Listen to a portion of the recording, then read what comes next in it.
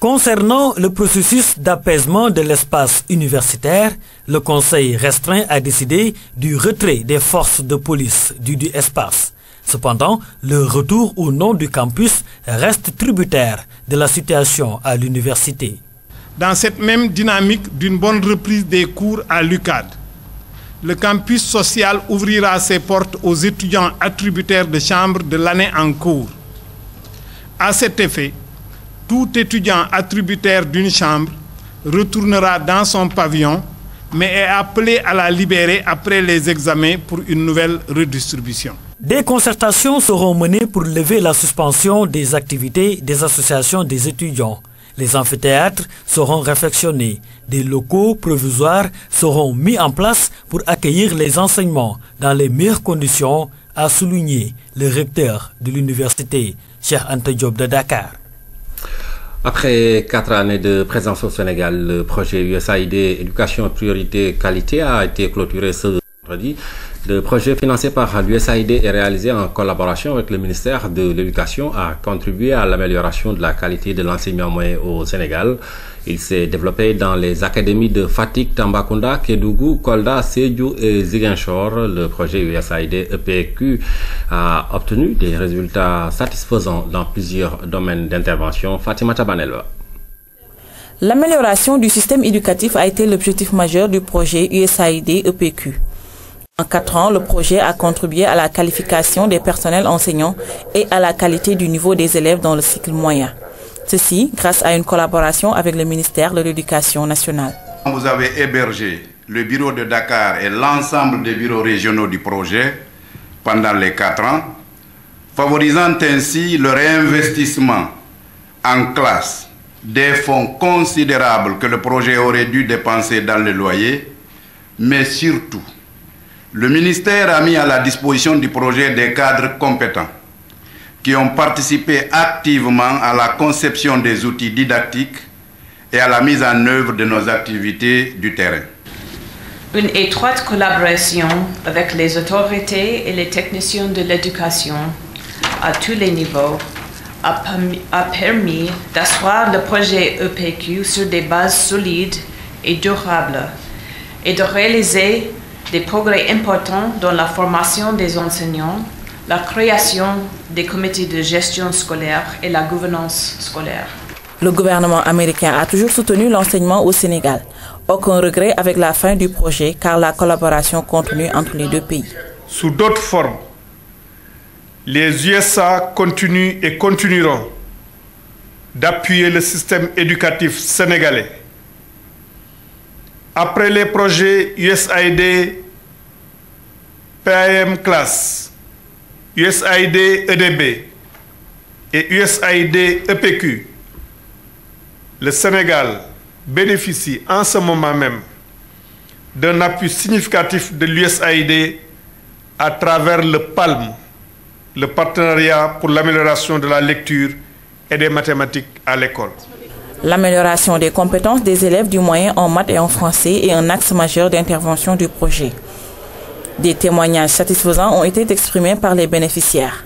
Par ailleurs, à l'entame de la cérémonie, une minute de silence a été observée en la mémoire des élèves et étudiants disparus dans le naufrage du Joola. Il existe au sein de l'Institut Pasteur de Dakar une unité qui s'occupe exclusivement des fièvres hémorragiques. Cette unité, dirigée par un ancien lauréat du Grand Prix du chef de l'État pour les sciences, contribue au diagnostic des cas au Sénégal et même plus loin. D'autre part, Pasteur Dakar, un laboratoire mobile basé en Guinée, le ministre de la Santé a tenu à rendre visite à ces chercheurs talentueux de l'Institut Pasteur de Dakar, des soldats d'un genre particulier au Mardiaou. L'Institut Pasteur dresse son bâtiment au style ancien à la pointe sud de Dakar. Il a connu d'importantes mutations, tant juridiques que techniques.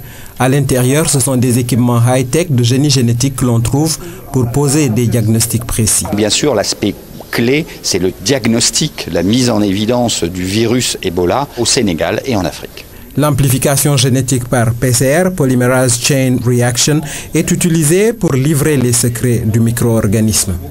L'unité des arbovirus et des virus des fièvres hémorragiques est conduite par Dr Amadou Sall. Ce qu'il faut vraiment mettre en avant, c'est vraiment l'équipe qui a travaillé et qui travaille encore sur ce sujet, l'équipe du docteur Amadou Sall. Le Grand Prix du président de la République est assisté par 3 autres chercheurs, tous sénégalais. Je suis venu remercier l'Institut Pasteur de Dakar, qui est une fondation privée sénégalaise et qui est partie prenante de notre système. L'expertise de ces chercheurs de haut niveau et le travail abattu par l'IP dans la gestion de l'épidémie Ebola sont salués par le ministre. Beaucoup de Sénégalais qui aujourd'hui travaillent dans cette équipe de l'Institut Pasteur de Dakar, qui s'occupe de tout ce qui est laboratoire de fièvres hémorragiques dont Ebola. Et donc ça montre vraiment qu'avec un bon encadrement et une bonne expertise, le Sénégal peut encore vraiment faire partie des pays qui auront apporté une contribution importante à la lutte contre Ebola. Les échantillons viennent de plusieurs pays, près de 40 ont été récoltés au Sénégal, un seul s'est révélé positif. Mais à Conakry, le labo mobile de l'IP de Dakar a examiné plus d'1 millier de prélèvements avec de nombreux cas positifs. Pour dire qu'en la matière, c'est une référence mondiale, ce qui en fait un centre collaborateur de l'OMS.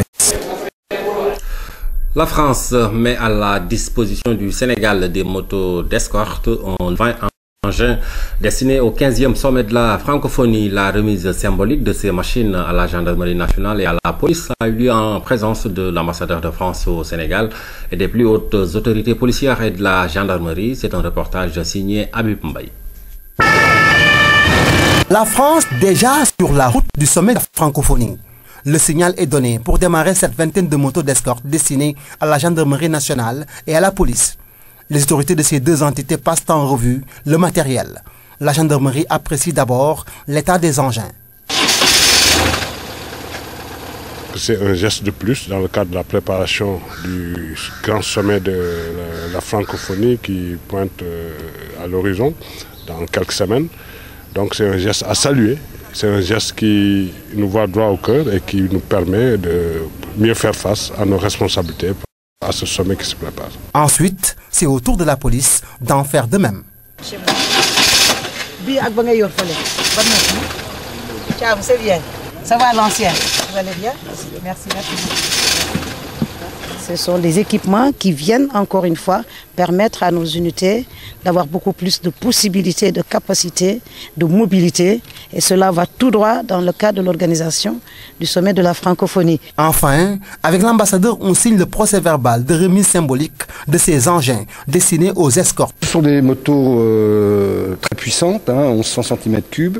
Ce sont des motos parfaitement équipées pour cette mission, puisqu'elles ont effectivement des moyens de communication, des gyrophares, enfin tout ce qui est nécessaire pour les missions qui vont être données aux forces de sécurité et à la gendarmerie sénégalaise. Voilà, ce sont des motos qui ne sont pas neuves, elles ont un peu servi au sein de la gendarmerie et de la police française, mais elles ont été remises à neuf et elles sont dans un état de fonctionnement parfait. La France n'en est pas à son premier geste. La formation des agents dans plusieurs domaines ne fait que renforcer les axes de coopération qui aujourd'hui, avec ces motos, ouvrent une nouvelle étape vers le sommet. Ils sont nombreux nos compatriotes établis à l'étranger à vouloir revenir et investir dans les localités. Le projet Diapando, lancé tout récemment à Diourbel, va pouvoir les aider. Le projet est destiné à l'accueil, au conseil et à l'accompagnement des migrants pour leur permettre de trouver des financements pour leur projet une fois entrés au pays. Le projet Diapando cible les régions de Diourbel, Thiès, Louga et Kaolack. C'est Lunfal. La crise économique qui sévit en Europe oblige certains Sénégalais à aller au bercail. Mais bon nombre d'entre eux n'ont pas les outils nécessaires pour bien ficeler et réaliser leur projet une fois au pays. Une des réponses à leurs inquiétudes réside peut-être dans ce projet dénommé Diapando, un projet partagé lors de cette rencontre. L'idée est de mettre en place des bureaux d'appui et d'accompagnement des migrants à Diourbel, Thiès, Louga et Kaolack. Ce sont des bureaux qui vont offrir des services de proximité aux migrants en termes d'accompagnement dans l'identification de leurs projets prioritaires, dans la formulation de ces projets, en termes également de mise en relation avec des structures de financement, et que ce soit des financements décentralisés ou des financements bancaires. Permettre aux migrants qui veulent investir dans le développement économique de pouvoir trouver gratuitement un service d'accompagnement, d'orientation et de conseil. La question de la migration est prise en charge par l'État pour l'essentiel. Les collectivités territoriales sont associées à ce projet et devront intégrer la migration dans leur plan de développement local. L'idée, c'est de mettre des promoteurs économiques sénégalais, qu'ils soient migrants ou non, en relation avec des promoteurs étrangers à travers donc des joint ventures pour pouvoir développer au niveau local des entreprises économiques viables, parce que cela aussi c'est quelque chose qui est extrêmement important dans les collectivités locales, d'autant plus que le droit de la décentralisation aujourd'hui confère aux collectivités locales une fonction également de développement économique local. Le projet a démarré avec un bureau d'appui à Diourbel au niveau de l'agence régionale de développement. Thiès, Louga et Kaolack devraient suivre. Le projet Japando, a rappelé le directeur de l'ARD de Diourbel, ne finance pas les migrants. Il les met par contre en relation avec les structures de financement. Ce soir, notre rubrique métier, la rédaction fait un zoom sur les librairies. Elle guide et conseille la clientèle. Il n'existe pas une école de formation en librairie dans notre pays. Le fait de photocopier les livres et les librairies par terre constitue un obstacle pour ce métier. Faisons une meilleure connaissance avec les librairies dans ce dossier de Luis Bilza. Implantée de l'UCAD, cette librairie est un véritable coffret de pensée. Et vous savez qu'une librairie offre surtout les livres, et le livre est censé donc aider l'être humain à se cultiver, à acquérir le savoir. Et quelqu'un le savoir, quelqu'un qui est cultivé est éclairé. À l'intérieur, 6 libraires jouent un rôle on ne peut plus fondamental auprès du public. Tout simplement parce qu'on a besoin de conseiller nos clients, de leur indiquer les livres qu'il faut, connaître les livres de prescription, c'est un tout. Outre la vente, le libraire est aussi un passionné de la lecture. Être libraire, c'est pas le fait de vendre des livres, mais le livre, pour le vendre, il faut le connaître, il faut s'instruire, il faut beaucoup lire. Pour rendre les lieux beaucoup plus attractifs et attirer le maximum de clients, les libraires ont scindé les lieux en rayons. Une dizaine de rayons. Nous avons le rayon universitaire, le rayon littérature, religieux, le rayon scolaire, parascolaire, et la vie pratique, le développement personnel et le rayon papeterie aussi. Malgré la bonne organisation, il est difficile de quantifier le nombre d'ouvrages exposés. Les livres les plus en vue sont ceux littéraires. Avec la rentrée scolaire qui pointe à l'horizon, les livres à caractère pédagogique ont la route. Jeudi, j'ai acheté des livres pour le CE1 et CE2. Jeudi, j'ai acheté un livre de lecture, INEAD, et un livre de grammaire, un livre de calcul. Nous, c'est-à-dire, compte tenu de la surface, les gens croient que c'est cher, mais en réalité, ce sont des livres de qualité qui coûtent vraiment, qui valent leur prix. À l'immense parents d'élèves, les orientations du libraire sont d'un apport important. Cependant, pour aboutir à un tel résultat d'éducation, le libraire se doit d'avoir une bonne culture universitaire, bien que la formation professionnelle reste l'idéal. Au Sénégal, il n'y a pas d'école de formation. Mais nous, je sais que nous formons nos équipes. Les stagiaires qui viennent sont formés. Donc, il y a une formation à suivre en interne pour connaître le livre et savoir conseiller et parler aux clients. Pour suivre la chaîne du livre, établit une relation directe avec l'éditeur. Étant entendu que c'est l'éditeur qui fournit le livre au libraire. Donc, c'est des relations que le libraire tisse avec l'éditeur qui est son fournisseur. Quand un auteur s'autopublie, un auteur qui écrit son livre, il l'édite lui-même, il s'occupe de la commercialisation. Il peut venir nous voir pour qu'on puisse commercialiser son livre. Et dans ce sens, donc, il y a une négociation entre nous, libraires, et ce auteur. Le métier des libraires, un travail sans offre d'emploi, la lecture constitue pour eux la nourriture de l'esprit. Parce que ce qu'on apprend dans le livre, la connaissance qu'on a, n'a pas de prix. Par crainte de se faire vider les poches, d'aucuns ont souvent peur de franchir le seuil, contrairement au point de vente à ciel ouvert. La seule différence, c'est que les prix par terre sont plus bas, très bas, abordables, et puis à la portée de tous, contrairement aux librairies où c'est vrai que c'est neuf, mais c'est quand même cher. C'est pas à la portée de tout le monde. Pas de parce que nous ne fixons pas les prix directement. Nous passons une commande chez l'éditeur et à partir de là, les livres nous reviennent, mais sans taxe. Pour la bonne marche de l'activité, la salaire a été prise en compte. Quand le magasin s'ouvre, il y a un agent qui est à l'extérieur et l'autre à l'intérieur. Pourquoi ça? Bon, pour sécuriser tout le monde, sécuriser même le client, tout ça. C'est pour dissuader ceux qui seraient tentés par peut-être de shipper, mais bon, c'est juste pour aider aussi. Hein. Mais la concurrence déloyale ne c'est pas l'activité des libraires. Le photocopiage qui tue. Il me plaît quand même de dire qu'un livre tout neuf, acheté en librairie, c'est très bien de parcourir les pages, de sentir l'odeur des pages, vraiment, de s'imprégner, être vraiment au cœur du livre et pour vivre carrément le récit qu'on est en train de lire. Intéressant, la lecture constitue pour les libraires une solution à promotion. En quoi faisant, il faut créer beaucoup de bibliothèques. Et les bibliothèques doivent être achalandées. Donc ce n'est qu'en librairie que ces autorités peuvent acquérir les livres pour dispatcher dans les différentes bibliothèques. Mais que nous soyons soutenus parce que nous organisons une caravane du livre et de la lecture chaque année qui permet de porter les populations. Pourtant, située à un micron de l'UCAD, cette librairie n'enregistre malheureusement pas une réelle affluence de la part des étudiants. Des mécanismes d'ingestion entre les libraires et les maisons d'édition afin de susciter l'amour de la lecture au sein des différentes couches sociales. Zoom sur les librairies, c'était un dossier bizarre. On va à présent faire un tour du monde en images. En Chine, d'abord, la maladie de la dengue, une infection virale causée par des moustiques, a touché plus de 8 millions de personnes. Mais allons en France, où la sécurité est renforcée à la menace des terroristes dans le pays. Sécurité renforcée en France dans tous les lieux publics, comme ici à la gare Saint-Lazare à Paris.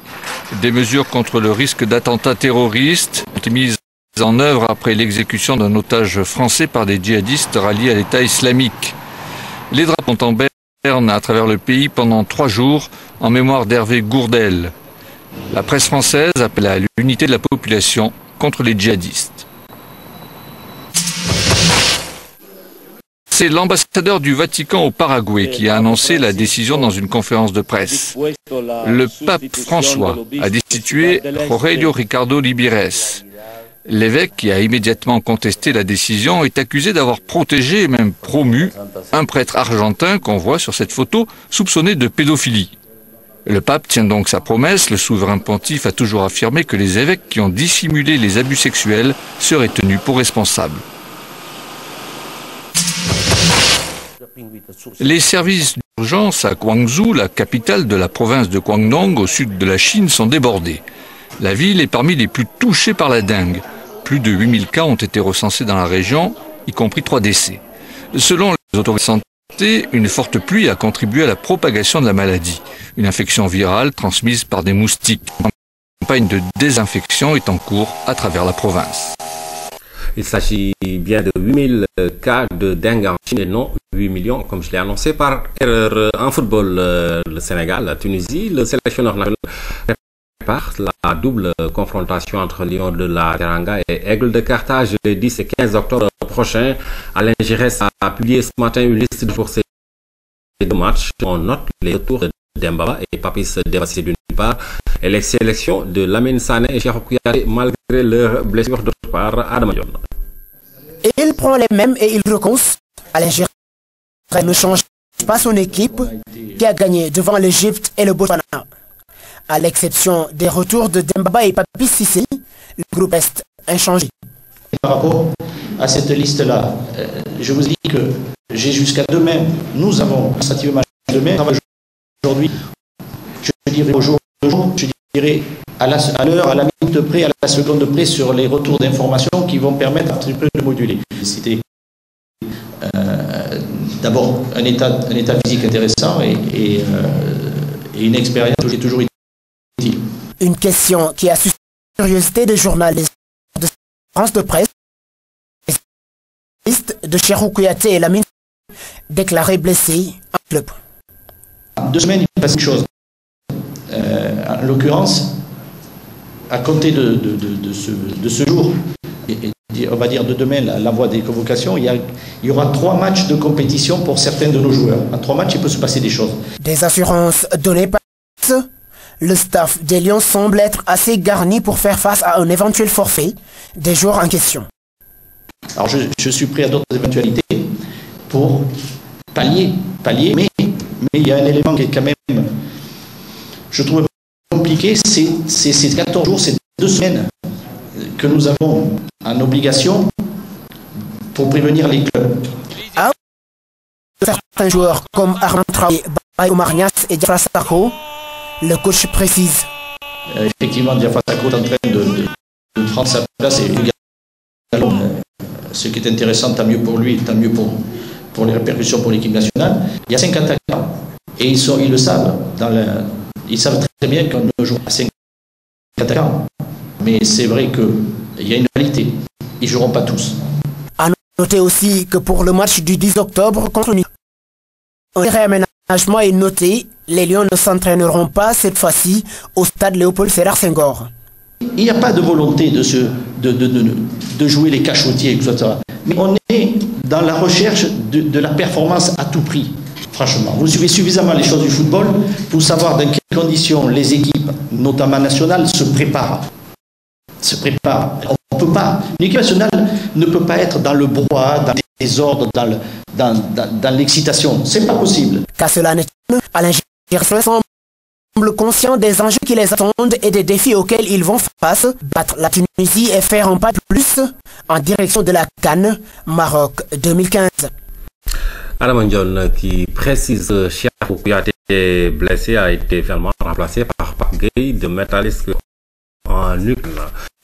Et puis à suivre après ce journal, l'interview que la présidente du Conseil économique, social et environnemental a accordé à la rédaction. Cet entretien fait suite à la remise du rapport 2013 des activités du Conseil au chef de l'État. C'est à suivre juste après l'édition de 20h.